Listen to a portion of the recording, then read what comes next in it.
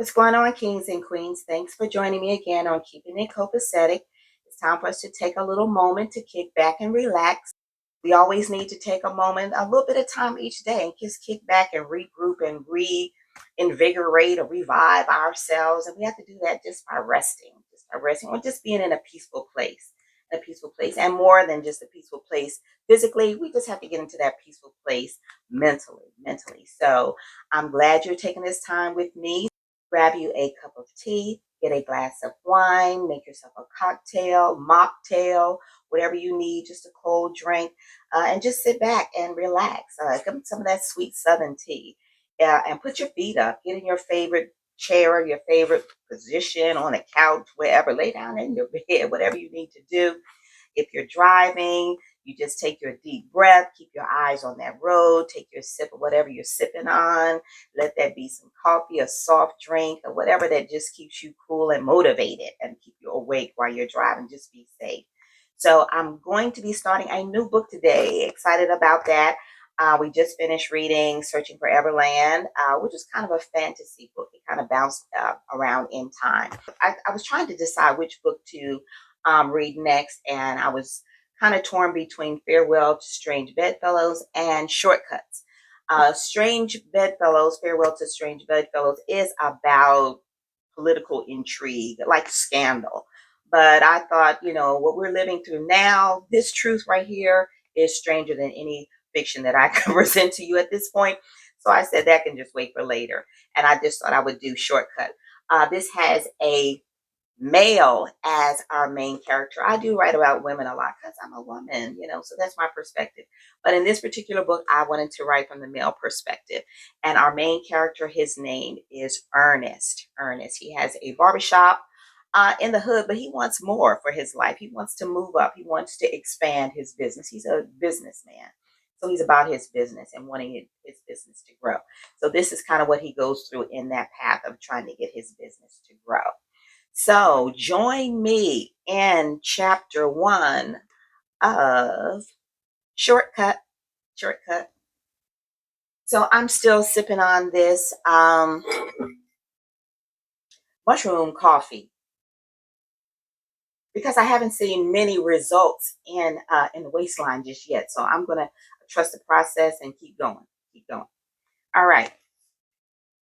Chapter 1. Let's begin with the prologue of ShortCut. It wasn't rage or passion that motivated the killing. It was merely something that had to be done, a necessary evil, possibly the lesser of several evils that could have resulted. It could have been seen as merciful, like putting down a thoroughbred horse after a catastrophic injury. There was no moment of terror. The victim never saw it coming.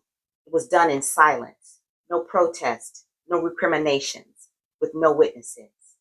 Nevertheless, it was a bloodbath, literally. Chapter 1. Tires screeched. Fireworks exploded from an automatic weapon. Glass shatters.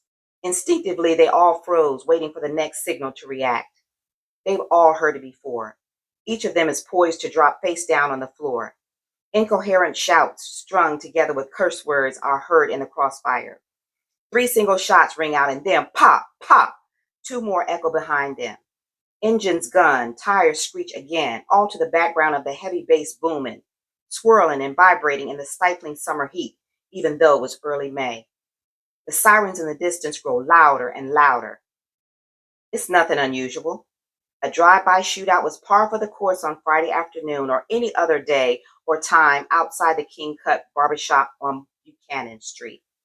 Apart from the cheery, bright spring sun and a nearly cloudless sky, it wasn't the kind of neighborhood where you would see a red-breast robin flying through a rose garden or hear bluebirds chirping in tall trees. More likely, you would see the sidewalk colored crimson with blood and hear a grieving mother singing the blues from an open window. It was hardcore, the hood, the young boys slinging, women hustling, older homeless men begging, music thumping, young girls' booties bumping and gangster rap pumping from the 4 corners of the crosswalk. Abandoned businesses and boarded-up storefronts line the street, half dead and dying from the growing spread of violence and rising poverty. Only in the drive-in market/gas station, the liquor store, and the neighborhood dollar store seemed to be immune to the sickness. The fish, chicken, and pizza restaurant on the opposite corner was sucking for air. It was a four-way stop, but it might as well have had a sign that said dead end. Ernest was the owner and head barber at the King Cup barbershop. He exhaled as a crowd formed in the parking lot to view the aftermath. Luckily, he had dodged another bullet in this latest melee. His storefront window had been busted out for the third time 8 months ago, and he didn't have another spare grand to pay another deductible for it to be fixed. After being there for 10 years, he accepted it as just another one of the hazards of living or working in the hood. He had been comfortable with it, growing up around there. It was all he had ever known. But at 35 years old, he wanted something different. His mind drifted back into his past while he sharpened his straight razor for a shave. He remembered the excitement he felt back when he was running the streets and the adrenaline rush of escaping a bullet. Back when he was 13 years old, it was like an amped-up game of hide-and-go-seek. It made him feel significant and alive when his heartbeat thumped hard and fast beneath his chest. Now, looking back at his antics, he saw he was a fool among fools. Instead of squabbling over territory that didn't belong to any of them, he should have been hitting his school books. He should have run up his mama's electric bill with late-night studying instead of lighting up a joint. It bothered him that he would never know what other talents he had, what he could have been. Sure, he could cut out the likeness of Barack Obama, Marcus Garvey, Martin Luther King Jr., and Malcolm X with the words "by any means necessary" on a client's scalp with his straight razor that would rival a drawing by an accomplished artist. Except he could have made his own mark in the world. Maybe have done something where another barber would be cutting his likeness on someone's head. Anyhow, there was no way to go back. Aside from all that, he knew he was one of the blessed ones. He had never done more than a day or two in juvenile detention, never caught a bullet, and as his mama used to say, had enough sense to come in out of the rain. "One of y'all could have called and told me they was shooting over here," Andrea protested as she burst through the door swinging her long ponytail, a gold-colored Michael Kors knockoff handbag in one hand, a carry-out container of food in the other, and late for her first client as usual. "These bullets out here don't have no name on them." "That's why you need to be on time," Miss Morgan heard regular first client on Friday's fuss, still waiting for her press and curl with her arms folded. Andrea, in her size 18 jean shorts, glitter flip-flops, and wearing a stretch to the seams tank top that said "sassy since birth" across her thick, smooth peanut butter brown frame, ignored the comment. She set her things down at her station, walked past Miss Morgan to the soda machine, and bought a orange crush to wash down the fried hard livers and gizzards she had bought in for her breakfast/lunch. Andrea was the only beautician and female working in the barber shop. She and Ernest had gone way back, since high school, and she had run her own salon across the street for 6 years. When the landlord went up on her rent and the expenses got too high, she asked Ernest about renting a booth at King Cut. It was supposed to be temporary until she found another spot, but she got hooked on the drama and being single, the steady influx of men in and out of the shop. She had real skills braiding hair and sewing in weaves and could have made long dollars and built a huge following, but she was unambitious. She worked just enough to make her ends meet, play her share of tonk at $2 a hand, and hang out on Friday nights at Sensations. "What's the deal out there?" Leon asked her, unruffled. Leon was the oldest one in the shop, even though he refused to allow gray hairs to set up camp on his head or face. Dark brown like apple butter, he kept his head shaved and his beard dyed natural black. He was old school sharp, always wearing a shirt and tie under his smock. He had given Ernest his first job out of barber school and was the closest thing to a father that Ernest had ever known. When he lost the lease on his shop on Jefferson Street 5 years ago, Ernest offered him a chair in King Cut. "Two guys got shot," Andrea answered, opening up her carry-out container and popping a gizzard in her mouth. "I heard someone say one of them was Junebug and the other was Pee-wee, so you know it's about to be on. You know how their family is." Junebug and Pee-wee were twins. They were born premature, so they were both slim and just under 5 feet tall, but they raised more hell than 10 men. Junebug was a small-town drug dealer and Pee-wee was a thief, and neither one of them bothered to leave the hood to do their dirty work. They came from a big family whose motto was, "Whatever you do to one of us, you do to all of us." If it was true that they were the two guys loaded into the ambulances, this was only the beginning. Retribution would most certainly follow without hesitation. It don't make no sense, Jeff said, looking out the window. If that whole crew emptied their pockets right here, right now, it wouldn't add up to $100. Jeff was the youngest barber in the shop at 26 years old. He was tall and thin and looked a lot like a young Kareem Abdul-Jabbar with braids. He had been at King Cut since Ernest opened it, but he had dreams of running his own business one day. His booth was a one-stop shop for his clientele. He kept it all organized on an iPad that was never more than 2 feet away from him. He made more money selling weed and bootleg CDs and DVDs in the shop than he did cutting hair. Andrea laughed as she put on her hairdresser's smock. I don't know why these young boys think they're extras in a new Jack City movie out here. In the movies, when your ass gets shot, you can get up for take two, Jeff said. They act like they don't know getting killed or going to jail is real. Leon shook his head. Folks act a fool when it gets hot outside. They don't even think. Ernest removed the heated towel from Vince's face to do his shave. Vince had been his first client on Friday since he opened the shop. The two of them had been closer than brothers since they were 8 years old. They could even pass for brothers, deep brown like chestnuts and built like redwood trees, strong and tall. When they were kids, Vince and his mama, Eileen, lived on the other side of the duplex where Ernest and his mama lived. Ernest was more of a hustler, while Vince was more of a jock, but together they ran both sides of the streets in the hood when their mamas weren't looking. Both of them played high school football at Pearl and had dreams of going pro together after college. The difference between them was that Vince's mom planted a seed in him that made him believe he could do something better. The same seed that was passed down to her from her mama. Ernest's mama never got that seed. She never knew her mama, so she couldn't give Ernest what she didn't have. He didn't know he could do better. The divide in their lives came when Vince got an athletic scholarship to go to Tennessee State. Ernest had lost his chance with a misdemeanor conviction that cost him the football scholarship and his financial aid eligibility. They remained close, with Ernest enrolling in Barber College and Vince excelling as a tight end for the TSU Tigers. After a notable college career, Vince graduated with a business degree and was chosen by the Tennessee Titans in the 7th round of the draft. He'd retired a year ago after playing 12 years and now had a cushy position in their front office. I can't afford to get caught up in this ghetto nonsense, Eve, Vince said through his teeth while Ernest applied the fresh mixed magic shave to his face. I worked my ass off to get where I am, and half the crackers in the office still look at me cross-eyed. Plus, I've got to set a positive example for the young brothers on the team. We're going to have to work out something else for me to get my cut and shave.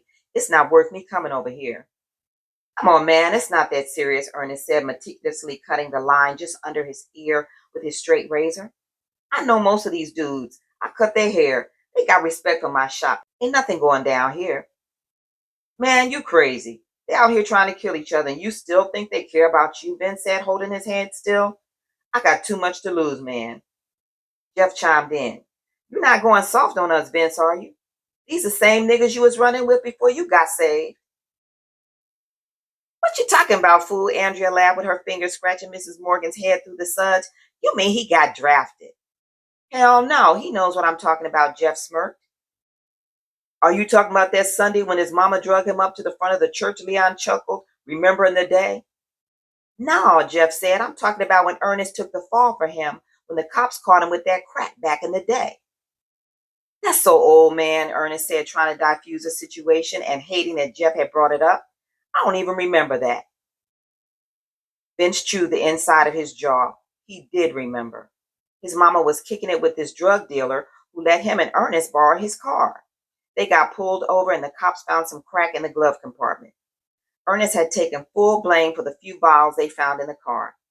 The incident got him 6 months on probation, and Vince still felt like he owed him. Even though they were still juveniles, it would have cost Vince his eligibility too.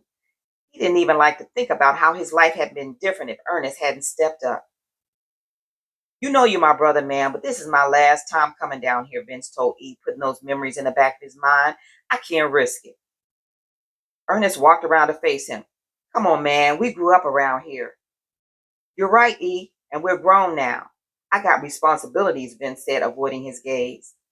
We all got business, Ernest said, taking offense. Vince took off the blue striped drape and checked himself in the mirror. What you need to do? is move your business elsewhere. It's not that simple for me, Ernest responded, feeling put down and insulted. It's on you, man, if you want to deal with the lowlife, Vince said, handing him a $50 bill. From now on, come by the crib or the office to hook me up. It was as quiet as a library in the shop as Vince walked out in his designer suit. 4 sets of eyes followed him as he moved towards his black Escalade. One in envy, one in disgust, one in approval, and one in lust. He pushed his key fob, got in, revved his engine, and drove off. Jeff spoke first. Your boy think he's too good for us now, E. He's like the rest of them niggas who make a little money and forget where they came from. You're wrong about that, Jeff, Leon objected. Why should he come back here in this damn war zone dodging bullets? He worked hard to get where he is. 'Cause niggas need to be loyal, that's why, Jeff said indignantly. To who? Leon asked. He's got to protect himself first. If I could, I'd get out of here too. Jeff shook his head as he locked in. I'm going to tell you like my Black Panther brother Eldridge Cleaver said. If you're not part of the solution, you are part of the problem. Shut up, Jeff, Andrea said, wrapping Mrs. Morgan's head in the towel. Ain't nobody in the mood for arguing with you today.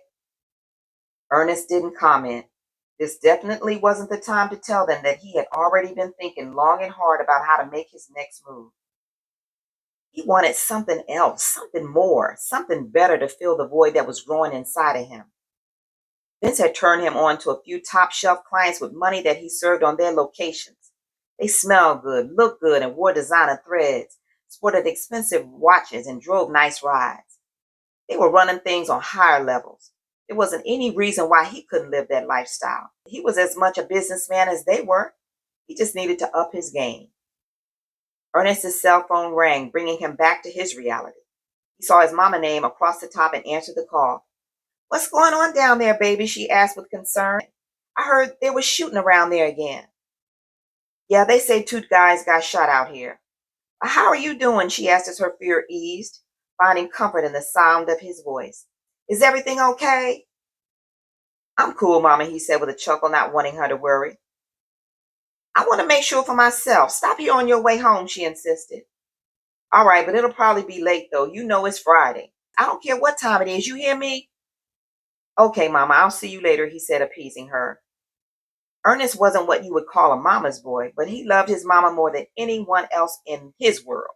He wasn't ignorant to the sacrifices she had made for him, and because of that, he never said no to whatever she asked him. Besides, she never asked for much, and he didn't want to disappoint her. The bell of the door jingled as 2 more customers walked in. One sat in Ernest's chair. With his phone still in his hand, Ernest dialed his wife Rochelle before he started on his next cut. He knew she would be the next one calling. They had been contently married, if not happily, for 14 years and had 3 kids, 2 girls and a boy. Rhonda, the oldest, at 17, Rihanna at 14, and the baby, Ernest Jr., was 18 months. Hey, what's up? She answered after the second ring, preoccupied with an episode of Maury. I wanted to tell you before you hear it and get hyped up. There was some more shooting on the corner down here, but it's done. The shot wasn't hit. Did anybody get shot? She asked, sitting straight up and getting excited. I think 2. Nobody died as far as I know. You still want me to bring EJ down there? She asked, unsure. She got off on the drama, but she didn't want her baby in harm's way. No, I'll get him cut before the weekend is out. I gotta go. I'll check with you later, she said, looking over at their 18-month-old son playing with his toy truck. He was the only thing slowing her down, and she would have already been at the shop. Rochelle had loved Ernest from the first moment she saw him, and that love had grown so much she had forgotten her own life. He was her life. Back when they first got together, she was jealous and insecure. But then again, she had reason to be. Over the years, Ernest had played around on her more times than she cared to count, and she was sure there had been other incidents that she didn't know about. It was a subject of contention between them. They fussed and fought, especially when he hung out with Vince. She knew that thirsty gold diggers were all over him and his crew, hoping that their next baby daddy might have some ducats they could latch onto. Even Andrea's female clients coming into the shop had been the source of many arguments between them. But he had sworn to her that he was on the straight and narrow. His player days were over, and she didn't have anything to worry about. And that is chapter 1 of Shortcut. Thanks for joining me again on Keeping It Copacetic. Please like and subscribe if you're enjoying the book.